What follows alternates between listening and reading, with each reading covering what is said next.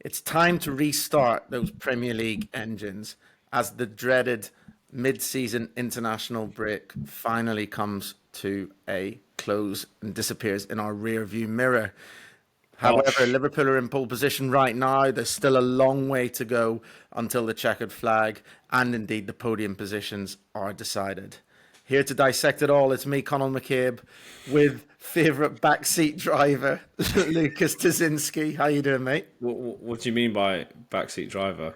Well, the backseat driver that just gave me the off-podcast tip of Bournemouth Asian Handicap versus Liverpool in the FA Cup this afternoon, that one. What? Liverpool versus Liverpool? Sorry, versus City. Hey, don't even know what games are I'm going, trying mate. to dig you out and I get the wrong result. Well, Anyway, a Bournemouth very... actually third on expected goals, so there you go. Well, City are fifth, so wasn't a bad tip. Anyway, yeah. Yeah. I'm happy international break's over. I feel like last year the Premier League started on the weekend, but now is the FA Cup is weird. I'm pretty sure. Yeah. No, it's obviously FA Cup just gone and we're back into Yeah, the I don't swing. like it. 100% great to be back. Cannot agree with you more. Let's dive straight into the fixtures, which we know our scores of audience members are waiting for us to do. We're launching in with Arsenal versus Fulham. I mean, look, we've just seen Fulham crash out of the FA Cup in pretty poor fashion at home to Crystal Palace. I was actually speaking to a Fulham fan post-match who she was very much of the opinion of the fact that all of the pressure and expectation being on Fulham in a game like this where their fans expected them to turn up and blow Palace away. Really? I mean, exactly. I mean, it's playing Palace, right? Palace is a decent team. It's not like Yeah, City against I don't know but United. but it's also not yeah, fair. But it's also not City away, is it? It's not Liverpool, it's not Yeah, Arsenal, it's not an elite team they're playing, right? So most Fulham fans would have been turning up in expectation of getting the win there. And obviously they weren't able to do it. And she actually mentioned they wish that they were playing against an elite side because all of the pressure would be off and actually may have had more chance of getting a result. It got me thinking, is that the difference between, one of those elite sides and an improving side? Is the actual challenge for an improving side when teams visit them and those so-called easier games are the ones that these sides can actually struggle the most with in terms of dealing with that pressure, that expectation that comes as part of the territory of performing better. Is that the difference between an improving team and an elite team for you? I mean, it's like you say, yeah, they did get smashed, right? But on expected goals, it was quite an even game. Like it was 1.24 to 1.46. So I feel like I didn't watch the game, but I'm just looking at some of the stats now. They had 16 shots for them to Palace's 8. 2 big chances created by Fulham, 3 chances by Palace. So I feel like they just took the chances. Right, I think one of the goals was just like a worldie from Eze right outside the area. Like, Yep. do you know what I mean? So look, yeah, obviously they lost, but they didn't. It wasn't like a 3-0 result. What I'm trying to say, right? They didn't get smashed. They didn't, but it looked towards the second half like they seriously had run out Yeah, of ideas there. So, yeah, fine. There's a little. I mean, Palace didn't do anything until they scored 2 goals all of a sudden within a couple of minutes. But even then, Fulham had no answers. And even yeah, in games like that, the elite teams generally seem to find a little bit more of a way. yeah. I feel like it sums up Fulham, right? There's been like so many times on this pod we're like, yeah, Fulham looking good, and then they just like have a terrible performance. They're like so inconsistent, which obviously as a Brentford fan I like to see. All right. I mean, they're playing Arsenal away as the weekend kicks off. Now, sorry, the midweek football kicks off, I should Yep. say. Now, I mean, the Marino experiment for me is just unsustainable. He's actually performed very well in an unusual position, but I don't personally think him playing as a number 9 is a long-term answer. I guess everybody knows this, but ultimately I think that it could affect them even before the season ends in another game. I mean, you look at a similar game when they had West Ham at home. They ended up losing that one. Are they a little bit too skinny at home to Fulham here? I think so. Don't really have an official bet here, but if I was going to put a bet, I think I'd put a bet on like Fulham plus plus 1.25. So basically, what that means, oh, if Fulham lose by 1, you win half. So basically, it means half your stake as a win. I don't feel like that. Arsenal obviously quite solid defensively, but they haven't been recently blowing away teams. You know what I mean? Apart from obviously that PSV 7-0, but like West Ham managed to go there, get a result right. They drew against United as well, away. And like I said, Fulham have been a bit inconsistent, right? But it's not like it's not like Arsenal smashing teams apart. They're not. So I think this could be a decent game. Don't really have a bet on, but I wouldn't mind putting someone on maybe Fulham plus 1.25. So that's 1.25 on the Asian handicap, or on some sites it might be listed as 1.0 dash 1.5, Yeah. aka meaning the market in between those two numbers. That would mean, of course, if Arsenal win by 2 goals, you bet losers. But as you say, if they win by 1, you get half your money back. If Fulham get a draw or a win, it means that you win the bet. I like it. I agree. I'm obviously being a little. Bloody hell, that's the first. I know, mate. Once in a lifetime, you say something sensible. Maybe I should back it. Oh, actually, no. That's probably a good chance not to actually back it then. Well, I am backing it, but I'm not playing so safe. Straight win. I'm playing straight win. Yeah, for sure. I mean, Fulham are around 8.4 on the exchanges. I don't think it's a terrible price. Again, Fulham have performed very, very well against a lot of big sides this season. Arsenal haven't looked comfortable at home to some similar sides. I just think 8.4 is a little bit too big, so I'll be making that an official play. All right, fair enough. Let's move on. We have Wolves versus West Ham next. Any thoughts on this one? Not really. Both teams don't really have anything to play for, right? I guess maybe West Ham might be a bit more motivated. The manager just probably wants to show, get the team going ready for next season. Still no Cunha, right, for Wolves. So, I think this is going to be a pretty boring game. Can't disagree. I don't think it'll be a spectacular watch. No Cunha for Wolves is big, though. I think with Wolves, there's not a lot of great feeling around the club. I mean, obviously, they've just secured effectively their safety, which is fair enough. Yeah. So they'll be happy with that. But I think for that reason, the foot might come off the pedal a little bit here. Also, fans aren't happy. Wolves have announced a ticket price increase. Not 100% sure what the justification for doing that is. And I think that some ill feeling might come out at this game, particularly if Wolves don't hit the ground running. With that in mind, if Wolves don't get off to a perfect start, I think Graham Potter can benefit from a couple of extra weeks on the training ground with his new side over the international break. And for that reason, I'm happy to chance West Ham at 3.35 on the market as an official bet. So 2 games, 2 tips from me. Forest versus Manchester United. You've been talking for a long time about Forest metrics and how you're expecting a drop-off. Is this the game where it's going to happen? No, because they're playing against a horrendous team. That's are they still that horrendous? Yeah, I mean, they're not great, are they? They're like 15th at the moment in the table on expected points. They're not great. I don't rate them at all. Nobody's saying the season's been anything but horrendous. I was referring specifically to the last 4 games, right? Where I mean, look at the Leicester game. If you look at XG, Leicester edged it. True, but Leicester. Even Brentford's gone there and smashed them up to pieces. But ultimately, right, this is the issue you have, right? Obviously, stats are what you live and die by. The other side of it is having watched the game, right? Yeah. Which I think you could do more of. When you watch the game and see the way that game played out. Yeah, true. Leicester did create a lot of XG, but a lot of it was very late on when the game was wrapped up and was done anyway. Like United were, and this is, fine out. You could say I've got a Bass United hat on, but they were fairly comfortable during that game. They were always going to win it. And ultimately, it's the age-old problem. While the XG might be higher for one team, I think who's got the quality of chances, looking at the overall morale of teams, where they're at, and questions like that are really, really important as well. United do come into this off the back of not bad form. There's actually still a lot for them to play for as well with the Europa League. So United's season isn't done, and it has been horrendous, but it was always going to be.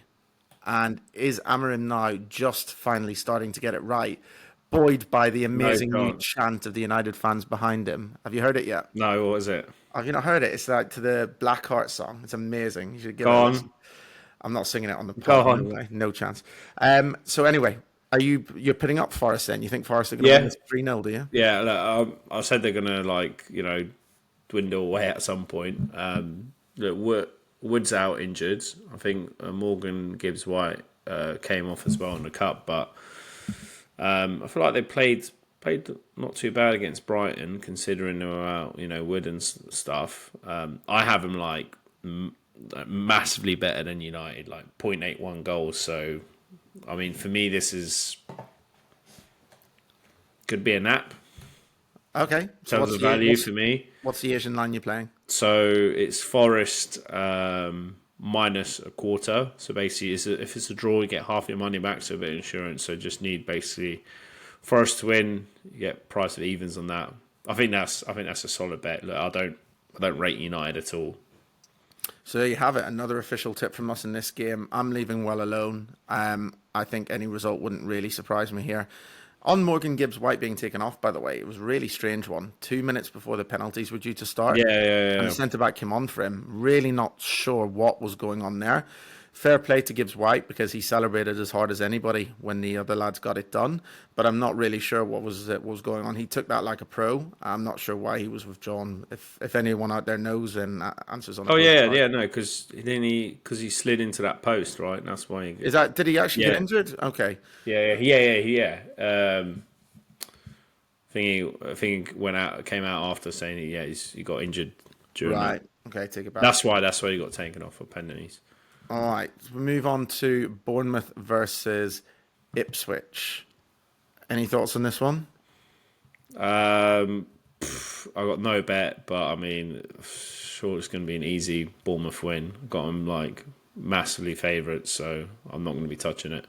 Same. I mean, they're 4-11, something like this. I mean, Ipswich are down. The 3 promoted clubs are down, just like the 3 promoted clubs of last season are down. And I think it's a Bournemouth win as well, and I'm not touching it.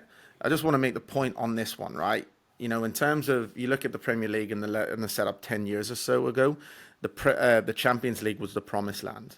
We had 4 teams that made the Champions League every single year, and their revenue rewards were massively enhanced, and they were much more attractive propositions to play for, and all of these kind of things, which meant that we had basically a very solid top 4 or top 6 for a large number of years, around 10 years ago, stretching even 15 years back. That's now shifted, and the promised land is no longer the Champions League. Of course, you still get additional benefits, but the real promised land is now the Premier League. And effectively staying in the Premier League just results and means massive, massive profit for these clubs. And these 17 clubs that have now been in it for a solid 2 years straight minimum, if not quite substantially longer, are now reaping the longer term TV money and the longer benefits as the gap between the Premier League and the Championship only increases.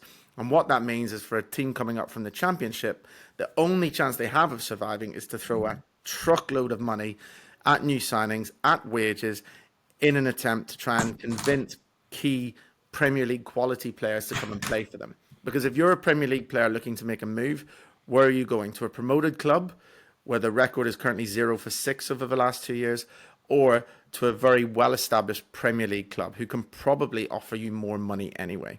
And what it means is promoted clubs that come up are generally, like Sheffield United, look at how well they've done to bounce back in the fashion that they have. They're probably going to come up again. Great shout out to Chris Wilder for the job he's done there, by the way. But ultimately, they got no money. They've got no money, and when they come up, they're going to be borrowing and stealing the best championship players they can, coupled with taking a couple of overseas gambles. And the chances of them being able to stay up are bordering on What do you mean? They're going to have, they get 100 mil for going up, right? They don't get it automatically. It's spread over different parachute payments and all Yeah, of this kind of it's stuff. you still get it over the year. Brentford, when they went up, as soon as they went up, they took a loan out against the 100 mil that they were going to get. Okay, but ultimately they made very good investments and it all worked out for Brentford. But Brentford isn't the regular story, is it? Brentford's the Yeah, minority. Brentford's even the exception to the rule, right? Ultimately, very, very few clubs are struggling to make it work, and yeah. financially they're up against it. Let's just put it like that. And I'm just saying, I don't see, unless, Leeds, if they come up, maybe they've got the resources to throw at this. But generally, moving forward, Yeah. we're in danger of having a 16, 17 club monopoly in the Premier League. And something has to go very badly wrong next year for one of them to replace a promoted club, in my view. I So it mean, might look, be last something. year was a bit tighter, right? So like, it could just be this year. It could be, but it's still 0-6. Let's I see mean, what look, happens. Leeds, like realistically, were the best team last season. They didn't go up, right? I think like Leeds would have finished. Leeds, if Leeds were in the league this season, they probably would have got more points than Ipswich, Leicester, and Southampton, right? Yeah, I can buy into that. So they might have, you know, who knows? They might have been out the relegation zone. Who knows? Maybe, but again, Leeds are probably might be an exception on the other Yeah, side yeah, because of yeah, the yeah, power that they have as a yeah, club. Like they are a huge club, yeah, Leeds. yeah, Right? yeah. How many of the Championship clubs have a chance if they do come up? I suspect not many. Um, Brighton versus Villa. I know you want to talk about this one, don't you? Yeah, I think like Brighton's been a bit frustrating team. They're a bit again inconsistent. I feel like that's my favourite word in this pod. But so Villa haven't been great lately, to be honest. Yeah, obviously they just beat Preston in the FA Cup. We're recording this Sunday evening. Brighton get some players back as well now. So yeah, I think Brighton's could be a bet here. So I'm gonna How does your model have Brighton? How much better? 0.62 goals. So even Okay. after today, look, Brighton weren't great against Forest in the cup, but I'm still backing them to do the business. I'm going to do Brighton minus a quarter. So again, if it's a draw, you get half your money back. If it's a win, a win. So I'll be going to that. So that's Brighton minus 0.25. I mean, I personally think this will be a draw. I'm not touching it. I No, think again it could be any result. In terms of Villa, I agree they've not been great of late against Preston. It took them half 45 minutes to wake up today. Just in terms of the two loney players, from a United standpoint, it's fantastic to see Rashford finally break his duck, get a couple of goals. He's looked so much better for them. But yeah, I think like he looks so much happier. I'm delighted for him. Like obviously Villa have done good business there. They can snap him up for 40 million from us. And I just think with this case, it's easy to think, oh, there was a complete breakdown between Rashford and United. Why is he able to suddenly go to Villa and do it? I think a large part of this is just to look at it very simply. He was at United for a very, very long time. In this day and age, there's not very many one club men, right? And ultimately, he just got to a point where he gave United, obviously a few seasons where he wasn't at his best, but he also gave us some unbelievable moments in his career at Old Trafford. And me personally, as a United fan, will remember him very fondly for what he did for us. And it's actually good to see him playing well at Villa. And I personally think he should go and be a permanent move there. It feels like a good fit. yeah. I think Unai Emery is a good coach for him, and I think he can go on and So what effectively what was wrong revive at his career. United then? Say again? Well, why wasn't he performing at I think United? it's just the thing. I think he was just ready for a change. You just get Yeah, to this fed up, position in your fed up with career. people at United, innit?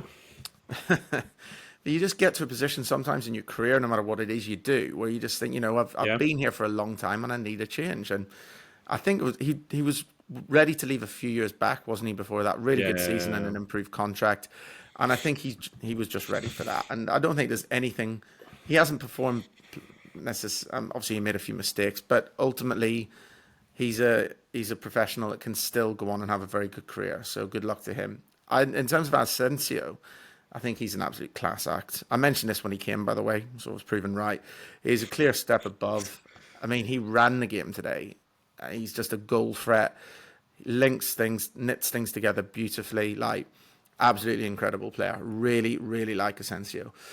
But you're tipping. I'm not going to get in the way of you here. You're putting up Brighton minus a quarter. Yeah. That's minus 0.25. I think a draw, but not backing it. So we move on.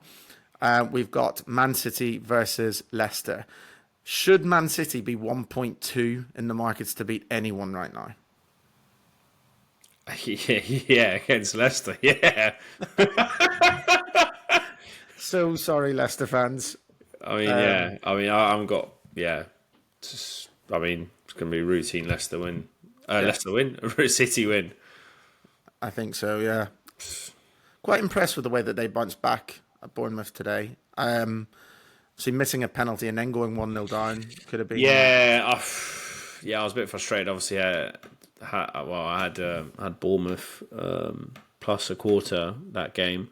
It is really annoying. I feel like the first half Bournemouth played really well, Yeah, and in the second half fell apart. I don't think they had any shots at all in the second half, which was mental. So really, really disappointing in the second half from them, which cost them the cup. yeah, I agree. The manner of the equaliser as well was really disappointing. They were so open, like so open. When you're 1-0 up at City, Yeah, and then the know, goal sit was it tight. the second? Yeah, was it the second goal going on underneath Kepa's arms as well? I mean, Kepa's just I awful. don't think that was a huge mistake. He could have done a bit better. Yeah, it was. I mean, he could have saved that. He could have saved it. But Either he way, also, like they created enough chances to win the game, like fair, to be honest. So and Kepa did make 3 or 4 excellent saves in the game, yeah, did including a all right. penalty save. So I feel like it's harsh to Yeah, that penalty. I mean, it was obviously a clear penalty, but it was just very silly. Yep. I mean, but yeah. I love Anyway, yeah. I love Kepa's audacity to hold the pen as well, not even push it out. Anyway, so in this one, we're moving on, right? We neither of us see much value in the market. We both predict a City win. Newcastle versus Brentford. You Your go. lot. Go on. You go first. Okay, good, because I've got a shot on this. Okay. I think Newcastle's reaction to winning the Carabao Cup was brilliant. It's incredible to see them getting so overjoyed and Lashed. hyped and all that sort of stuff about it, because this is what football's about, right? All these people, spitting on their celebrations a little bit. It's kind of like, well, why are you in football then? You're in football Putting for Saudi glory. money in to win the cup. Yeah, fine, but you know what? It's been 55 years, and let's not think about that in this moment. Let's think about the fans and Yeah. what they've been through, and they are some of the most passionate in the country. And I think that for them, it's you can't help but feel pleased for them. However, I think they're all still celebrating. I No. think the reason that we've had a drop in Newcastle viewings and listenings on our pod is because they've all been drinking and celebrating ever since this moment. Of course not, but I still think they'll be on an incredible high, and the first game afterwards can always be a little bit of a shock in terms of trying to recover. And I think, you know what I think about Brentford metrics, away performance is due to improve and increase. And I think Brentford are a little bit of a bet at 4.5 here. Just gone away to Bournemouth, got a good win. Lucky Form on win, but yeah. Form on the road is picking up. This is a dangerous game for Newcastle against the Brentford side that's had a lot of preparation time. I think that Brentford at 4.5, I don't necessarily think they'll win, but what I do think is that 4.5 is too big. So for that reason, it's going to be an official tip. To win. Not even correct. on a handicap. Nope, no handicaps. I'm going straight win. Wow, okay, well, I mean, I'm a massive Brentford fan, but I haven't yeah. I know what you're saying, that I think this could be a good game for Brentford because they'll just sit back and play on a break. Yeah. Could pick Newcastle off quite nicely. But look, this is a big game for Newcastle. Like, if they want to guarantee them Champions League next season, they need to win this game. It's a big game for Newcastle to win this game. What did I say? What? You said it's a big game for Newcastle to win this game. Oh, yeah, well, yeah. It's a big game, and yeah, if they want to, like I said, if they want to do Champions League next season, they need to win it. But yeah, no, I'll obviously be watching it, but I've got no bet. Hopefully, Buemo and Vissa does bits for my fantasy team. Okay, hopefully they do bits for my official tip. Let's move on and talk about Southampton versus Crystal Palace. Now, the first question I want to ask you on this one, does Ollie Glasner get the credit he deserves? Yeah, I think so. I Do mean, you? yeah, I mean, if you look at betting markets, so things like Next Tottenham Manager and these kind of things like that, you've got the likes of managers of other yeah, improved yeah, yeah. clubs like Iraola, Thomas Frank, Marco Silva. These kind of managers are always right in the frame. And you've got Glasner that's much longer odds in most Well, wasn't situations. he? Well, yeah, because he was like, wasn't he? Who was it? Bayern Munich were after him in the last season, or someone? Like there were a few clubs were going to poach him, right? But it was like, now I want to stay at Palace. Well, unless all his rumours were fake info. Look, I think he's done an amazing job at Palace. Palace is playing really well. Like obviously, it had the really slow start, but now they're shifting into gear. I mean, I think they're going to smash Southampton apart. Cool. I mean, for me personally, I think he is right up there, top drawer. Considering they lost Elise, an absolute baller, Keep and banging on basically about that. I do because it's such an important thing. Like Yeah, he is a huge player. To just suddenly take him out of that Palace side and for them to be playing the way they are. I mean, you yeah, yourself have tried to tip them for top 10 in the last few weeks. yeah, So, yeah. I mean, if Palace, sorry, were to finish top 10, that would rank as one of the best achievements this season for me. For a side that finished lower, 13th, 14th last season with Elise, to lose a player of that caliber and then finish top 10 would be The outstanding. eighth unexpected points. That's incredible. I think that metric suggests Glasner is the best, one of the very upcoming emerging best managers in the league. And I think he's got a very strong career ahead of him.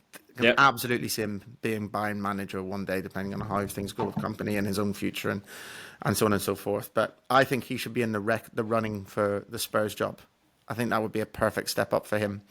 I think he's different gravy. I think he's better than the likes of Silva and don't shoot me for saying it, but Thomas Frank as well. No, no chance.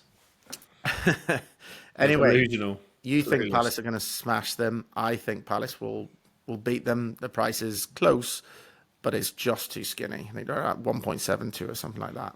So not a million miles off the bet, but not quite there for me. Let's move on and talk about a derby: Liverpool versus Everton. How will the fans react to Trent? I saw something on Twitter. Was he like signed some Real Madrid top, or was that just fake? I saw that as well. I'm not 100% sure, so Yeah, I let's mean not these read into it days. too much. Yeah, look. I mean he's won it all, right? So why not have a bit of a change? Okay, but what are the fans going to think? Are they Yeah, going to? obviously the fans are not going to like it, are they? Well, this is it. I actually think they will. Not that they'll like it, but Liverpool fans, this comes from a United fan, right? So I feel like I can say this clearly non-biased. Liverpool fans look after their own. I think it's a northern thing, but Liverpool especially are renowned for this. They get behind players, when they understand when they need to move on. Of course, there's going to be a very small minority that might be a little bit unhappy at Trent during the game, but I think the vast majority of fans will actually look to show Trent a big show of support during the game against But do Everton. you think that's good? Do you think the fact that he's going on a free? Do you reckon that might I think that sway points people's more to opinion? mismanagement from within the club than it does anything about Trent Yeah, Alexander-Arnold. Trent Alexander-Arnold is just following his dream. He's never come out and signed for and yeah. said that I he mean, wants more money or anything yeah, like this. So you don't know the situation. But what you do know is that there's other players in very similar situations. And for them to have three probably of their very best players to be in yeah, situations where their contracts are running down is ludicrous. It's nuts. And therefore, you can't look at Trent. You have to look at the club. If Trent was the isolated player, maybe you look at both sides, but he isn't. There's three of them. So ultimately, it all rests with the club. And I think the fans, if there's any dissent that will be shown during this game, for me, it will be shown towards the board. It will not be shown towards Trent. From Trent's mindset, I think he will be going all guns blazing to show Liverpool fans yeah. that he wants to go out on a high. And that's going to lead to my nap of the weekend Well, because TAA hat trick anytime. a TAA hat trick. I mean, Or just score that's written in the anytime. stars. But no, I want to look at his shots market. I think the idea of if he could, in his mind, if he was to score during this game, what a massive air out of the balloon moment that would be. And in terms of, I can see him firing off in terms of attempting to do so. Trent Alexander-Arnold to have 2 shots in a game where we're likely to see Everton sitting quite deep, trying to hit on the counter, is 2.75. Just to have 2 shots. It doesn't 2 matter. shots, not even on target. Nope. Not So bad. effectively, they can go into Rose Ed, he can scuff it can miss kick, go 5 yards, Yeah. counts as a shot. So him to have 2 shots at 2.75, he's obviously on a lot of free kicks and things like this. So I think that is my nap of the weekend. So that's at 2.75. In terms of the game, I'd probably see a narrow Liverpool win. You? Yeah, I mean, look, I got Liverpool like massive favourites here, like 1.19 better than Everton, but look, I think like sometimes these games when it's a derby, like sometimes the numbers just go out the window. Do you know what I mean? Yeah. Everton have been playing really well. The game against West Ham wasn't great. I feel like they'll be pumped up for Liverpool, and Liverpool haven't been playing great last few games. Nope. The complete bottled against Newcastle. They weren't good. Nope. Obviously the PSG outing, that was horrendous. Yeah, look, don't have anything on this, but definitely will be watching it. Should be a feisty game. Yeah. Cool. All right. Finally, we look at Chelsea versus Tottenham. 2 sides that are not best friends either. What are you thinking for this one? Both sides sliding away, aren't they? You tipped Chelsea to win the league not long ago. Again, if we're going to go back to this one, I tipped them when they were 24-1 in a Yeah, draw. no. To be honest, at that time they were playing really well. I don't know what's And they went in. happened, They did go in. They did. Just on that note, I advised people to trade out, and they did go as close as 3-1 at one point. Trade out. It's true. Sometimes you have to keep an eye on that. But look, Chelsea since the turn of the year, everyone's talking about Spurs and United with good reason. It's been shocking. Chelsea since the turn of the year, I'd love to see a league tables from January the 1st, because I don't know if you can come up with that in the next minute or so, but No. Chelsea would be right down there. Well, if you look at last 5 games, Chelsea are 15th. 15th in the last 5 games, but I think the position won't change much in the last 10. Yeah, Genuinely, they've been that bad. Since the turn of the year, it's been relegation for them. I remember looking at it when they won like 1 in 7, 1 in 8 or something. Like, it's generally been really, really dire. Well, why do you think that's happening? Obviously, Palmer's off the boil, but you can't expect one player to carry them, right? He has been carrying them for so long, and now he has gone off the boil. No, it's not one because one player they go down to 15th. Let me float another idea. Let me float another idea by you. Is it the fact that Enzo Maresca came in at the start, and basically they hit the ground running before he had a chance to seriously implement his ideas? Now he's had a chance to implement them. I mean, look, he's not managed in the Prem. He's not managed at that high level. All he's done is win a championship. Is he good enough for Chelsea? Yeah, but he's Pep's right-hand man, right? Okay, but there's a difference between being Pep's right-hand man and still being a good manager. I don't know. Don't know what's going to happen. Like, are fans happy with him? So I've literally got no idea. But if I was a Chelsea fan, I wouldn't be happy. Whether I'd be happy with him or not, but I wouldn't be happy with what's happened since January the 1st, and I'd be scratching around. Yeah, I mean, this is going to be a decent game, I reckon. I think there is a market in this game. I think that you look at Spurs' performances away at the big sides. Went away to Old Trafford, battered them. Went away to the Etihad, battered them. Performed okay away at City. Performed okay away at, not in the Cup, away at Liverpool, admittedly. But genuinely, I think Spurs do okay in this sort of game where expectation is low. Again, do I think Spurs will definitely win this game? No. But do I think that the 4.5 price point is too high? Yeah. I think that Chelsea are just way too skinny considering the lack of form that they're currently in at the moment. So I am tipping up Spurs officially at 4.5. Wow. Okay, you got a lot of long shots there. I got Chelsea as 0.82 goals better at home. So the benefit of this is when you're doing something like this sort of strategy, you only need one of them to land for effectively money back. Yeah. Right? So it's ultimate, and it's a strategy that's kind of worked for me as you go through the season. And even if you land 2, then suddenly it's shown very good profit. And my It's overall just the profit, variance is bigger, obviously, so you need a bit yeah, of a bankroll. but you But if really, you're happy, if you can ride it out financially and emotionally, then that's fine. well, you just make sure your starting bankroll is correct, right? You should always have minimum 30 points in the bag. You should be registering generally 1 point per game, unless it's something that you're really certain on. There's a lot of wriggle room there. So as long as you're using adequate bankroll management, you should be Yeah, fine. yeah, yeah. And for me, it's worked. I think it's still plus 30 points profit this season. Looking at everything, I'll total up at the end, but overall, it's been very strong. What are you laughing for? No, nothing. That's factual. That is. That's including the ACCA or excluding the ACCA. Yeah, but I'm not tipping that up. I'm giving fans the odds of the Akkers, but I'm Yeah, not yeah. saying We need to start. What we're going to start doing, I think, from next week or this week, we'll put a Google sheet together to the public, and they can look through you've the put that tips. on stream now, so you better Yeah, get yeah, you yeah. better get I'm working on it. I'm I'm happy to back myself. I don't know about you. Well, I'm doing better than you, so yeah. We'll see. Right, in terms of the official bets, then let's recap. What have you got? Forest minus a quarter at evens, and then Brighton minus a quarter at evens. So both same bet. All right, so in bet again, you will compare them for around about a 3-1 price if that's your bag. However, of course, note that singles, as we always talk about, are the most optimal strategy. I'm putting forward 5 bets. Again, I'm tipping them all only as singles. If you do want to look for an even bigger payday, then you can look to put them in multiples. I would even then advise trebles and fourfolds over the full ACCA, which is very, very long shot esque. But let's rip through the tips. We've got Fulham away at Arsenal at 8.4. West Ham away at Wolves at 3.35.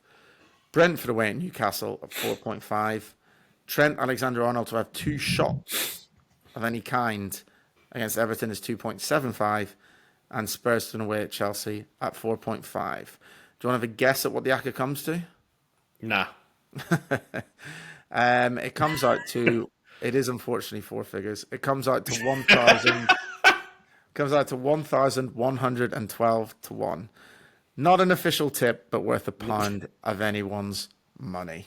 And that's it from us. So it's an absolute guarantee, that bet, obviously. Thanks for tuning in. Enjoy the Premier League being back. We've got a clear run now to the end of the season. There's lots still up for grabs.